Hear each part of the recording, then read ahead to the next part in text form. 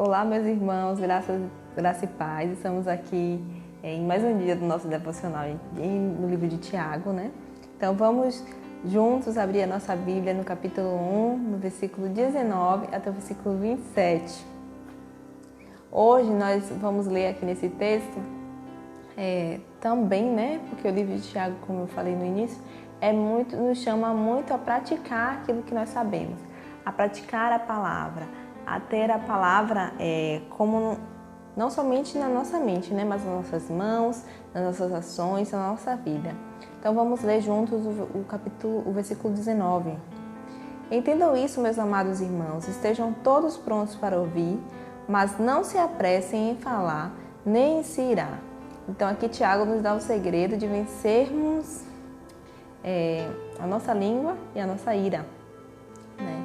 Se nós tomarmos esse conselho para a nossa vida, para o nosso dia a dia, creio que venceremos mais as batalhas travadas diariamente através da nossa língua, né? Então, Tiago nos diz, né? Sejam prontos para ouvir.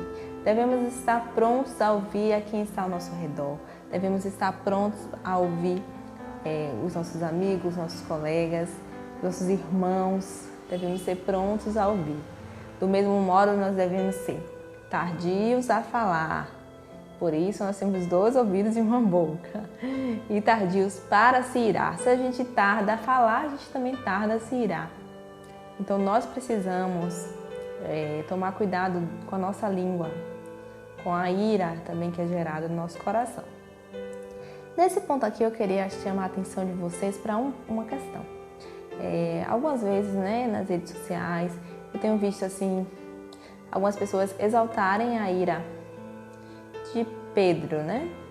Não lembro exatamente em qual postagem, mas como se ela fosse melhor do que você implodir a ira, né? Tipo assim, a ira ficar dentro.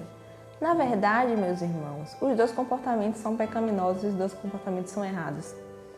Nós devemos ser, sim, tardios para se irar, para nos irarmos, né? E não exaltar nem aquele que explode, nem aquele que implode. Então, com esse tema, né, eu queria chamar vocês à leitura do comentário que nós estamos lendo juntos também.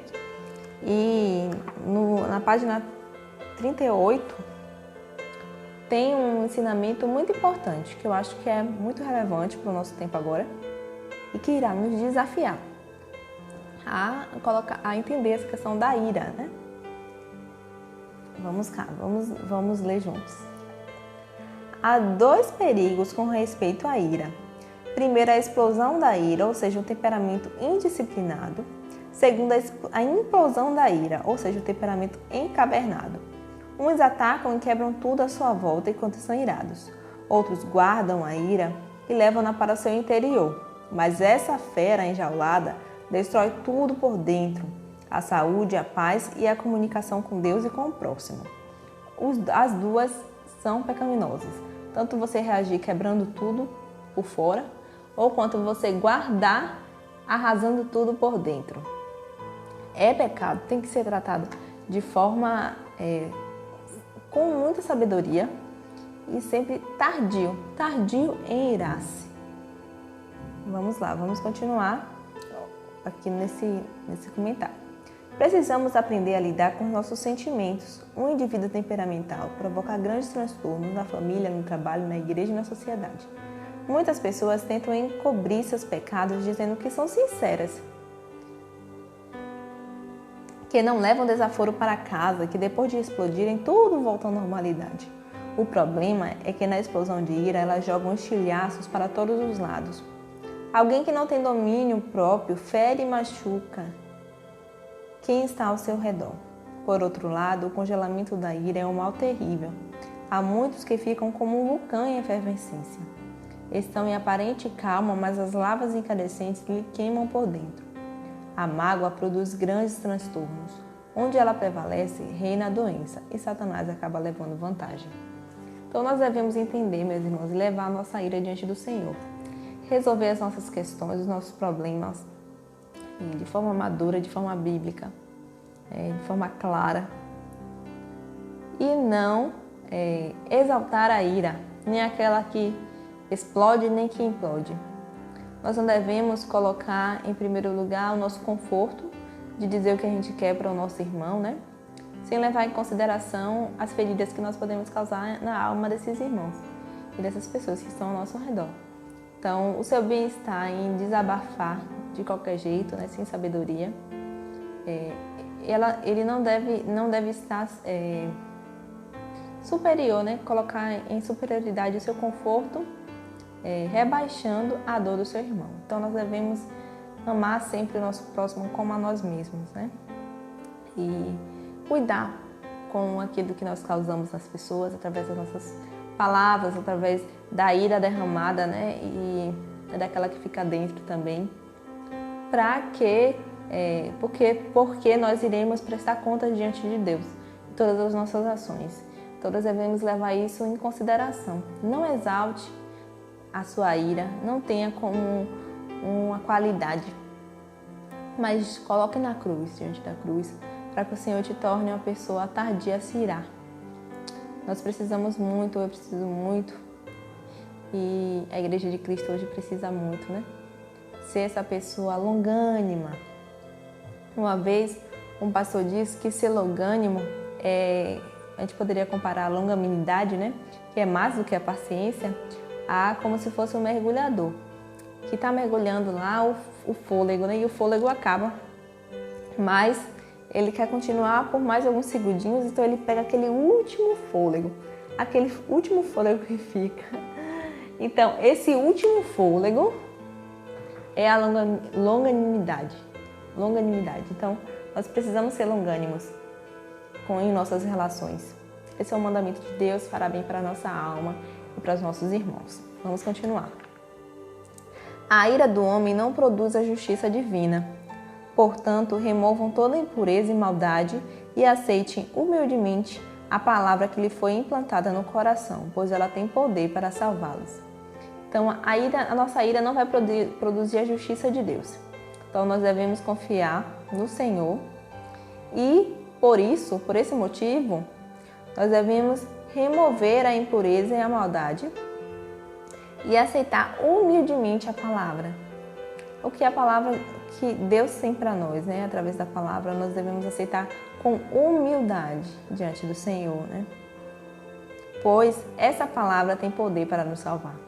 Então, as verdades do Senhor, nós não devemos aceitá-las com relutância, mas com humildade, reconhecendo que essa é a palavra do Senhor e que o Senhor usará para nos salvar, para nos transformar. Vamos continuar a nossa leitura no versículo 22. Não se limitem, porém, a ouvir a palavra, ponha-na em prática, do contrário, só enganarão a si mesmos. Pois se ouvirem a palavra e não a praticarem, serão como alguém que olha no espelho, vê a si mesmo, mas assim que se afasta, esquece como era sua aparência. Se, contudo, observarem atentamente a lei perfeita que os liberta, perseverarem nela e a puserem em prática, sem esquecer o que ouviram, serão felizes no que fizerem. Então, quando eu vi essa ilustração, né, de ser como aquele que se olha no espelho e logo se esquece do que viu ali, né? Eu fiquei me questionando também, né, sobre essas ilustrações que Tiago coloca, que são muitas, que faz parte do estilo, né, dele. E fui ler aqui, estudar, e encontrei uma outra ilustração que tenta clarear, né, um pouco essa usada por Tiago. Vou ler com vocês. Conta-se a história de um homem idoso, bastante míope, que tinha grande orgulho em atuar como crítico de arte. Um dia ele visitou um museu com alguns amigos e imediatamente começou a fazer suas críticas sobre vários quadros. Parando diante de um quadro de corpo inteiro, começou a dar sua opinião. Ele havia deixado seus óculos em casa e não podia ver a pintura com clareza. Como há de superioridade, ele comentou: a constituição física desse modelo está simplesmente em desacordo com a pintura. O sujeito, um homem, é bastante rústico que está miseravelmente vestido. De fato, ele é repulsivo, e foi um grande erro para o artista selecionar esse modelo de segunda classe para pintar o seu retrato. O velho camarada foi seguindo seu caminho, quando sua esposa o puxou para o lado e sussurrou em seu ouvido: Querido, você estava se olhando no espelho. Devemos tomar cuidado para não esquecermos o que vemos no espelho. Muitas vezes lemos a Bíblia tão distraídos que nem conseguimos ver quem nós somos, como está a nossa aparência. Não temos convicção de pecado, não sentimos sede de Deus, não falamos como Isaías, ai de mim. Não falamos como Pedro, Senhor, aparta-te de mim, porque eu sou um pecador. Não falamos como Jó, eu me abomino no pó e na cinza. Então, essa é a ideia de você ler a Bíblia examine-se o homem a si mesmo.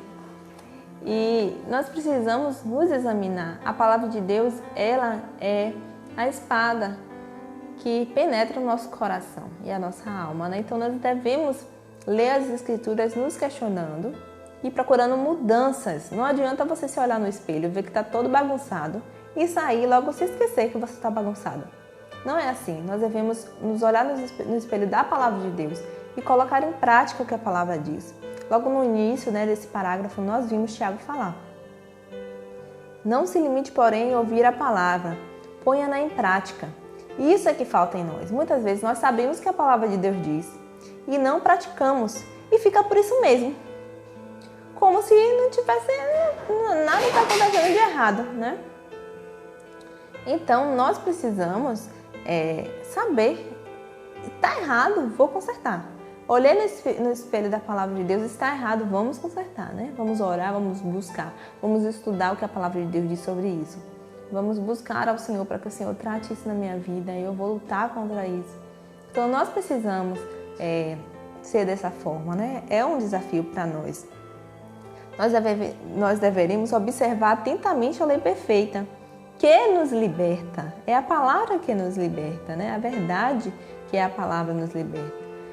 Perseverarem nela e puserem em prática, sem esquecer o que ouviram, serão felizes no que fizerem. Como nós seremos felizes no que nós fazemos, né? no que fazemos? Aqui tem uma receitinha abençoada de Deus. Atentar à lei perfeita, perseverar nela e colocar em prática. E vamos continuar a nossa leitura. Agora, no versículo 26. Se algum de vocês afirma ser religioso, mas não controla a língua, engana a si mesmo e sua religião não tem valor. Então, Tiago balança o pessoal e diz o seguinte, olha, a religião de vocês, né, o que vocês sabem, aquilo que vocês têm aprendido na palavra, precisa estar na prática. Se não estiver na prática, não tem valor. E uma forma de você saber se a sua fé, se a sua religião é verdadeira, é através da sua língua. Como é que você controla a sua língua? Então, se você não está conseguindo controlar a sua língua, é um sinal de que sua religião não é verdadeira. Ah, mas e agora? Eu não estou controlando a minha língua, mas eu sei que isso é uma batalha. Isso é uma batalha. Você se olhou no espelho da palavra hoje, você viu que tem que controlar a língua. Como filho de Deus, o que você vai fazer a partir de agora? Vai virar as costas e esquecer o que você viu no espelho? Não. A partir de agora você vai lutar contra isso. Atentar o que a palavra diz, perseverar, não desistir de lutar, não se entregar ao pecado, não desistir de lutar contra isso e colocar em prática. Controla a sua língua no poder do Espírito Santo. Com oração, com conhecimento de Deus, da sua palavra, nós iremos vencer. Então, se você, meu irmão, tem convicção de que é salvo por Cristo, que foi salvo pelo Senhor, você tem poder para vencer o pecado através de Cristo Jesus. Então, vamos juntos vencer essa batalha que é uma batalha grande contra a língua, que eu creio que a maioria de nós trave diariamente. Então não se entregue, vamos juntos lutar. Não pode parar de perseverar, de colocar em prática. Não pode se esquecer e fingir que esse pecado não existe, mas lutar contra ele. E o versículo 27, que diz assim: a religião pura e verdadeira aos olhos de Deus, o Pai, é esta: cuidar dos órfãos e das viúvas em suas necessidades, e não se deixar corromper pelo mundo. Então, o que Tiago volta a dizer é prática. O evangelho é prático. É aquilo que você tem aqui também, que desce para as suas mãos. Se você não tem a fé, se você não tem conhecimento da palavra de Deus, você não vai conseguir praticar nada. Às vezes nós colocamos a doutrina como se fosse uma coisa desnecessária, mas não é. Para você praticar, você precisa da doutrina. Para você colocar em prática, você tem que saber o que é para colocar em prática. Por isso, cristão, você precisa da doutrina. Você precisa conhecer a palavra de Deus, abrir a sua Bíblia e estudar, comprar livros bons teológicos, né? Temos bons teólogos hoje. Então, pedir o auxílio de algum irmão e ali pesquisar e para colocar em prática. E você, aqui é a orientação de Tiago, a religião verdadeira aos olhos de Deus é cuidar dos órfãos e das viúvas. Você deve cuidar daqueles que são vulneráveis hoje. É necessário colocar a mão na massa e não virar as costas para as pessoas que estão passando necessidade ao nosso redor, que estão vulneráveis na nossa sociedade. Nós precisamos colocar a nossa religião em prática, levando assistência a essas pessoas. É o que Deus quer de nós, pregando o evangelho através das nossas palavras e das nossas ações. E precisamos não nos deixar corromper pelo mundo, lutar contra o pecado, lutar e não se conformar com o mundo. Então esse é o nosso desafio. Hoje o texto foi enorme, cheio de lições para as nossas vidas, que possamos nesse dia colocar em prática tudo isso, anotar. Não se esqueça daquilo que você viu no espelho da palavra de Deus hoje, mas coloque em prática. Que Deus abençoe vocês e até o próximo devocional. Se não hoje, que dia? Se não agora, quando? Se não eu, quem?